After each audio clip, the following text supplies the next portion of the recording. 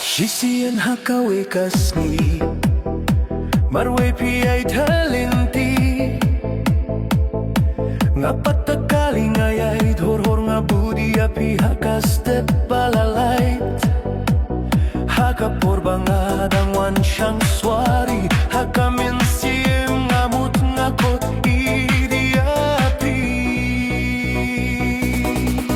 Tailung ako tailung kadurjong pikalong jingplong ladapi treya nga jingit nga naishikong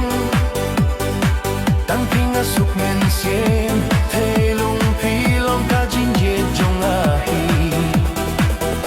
hang ni hasla partay jingim jong nga kadon kaday tang banid hoki api marway inda ka por lawan laday banina trepi may banseng ka jingim batun may Tailung aku tailung kadurjong pikalong jingplong ladapi treya nga jingit nga naishikong Tailung aku tailung kadurjong pikalong jingplong ladapi treya nga jingit nga naishikong Tailung Hey tailung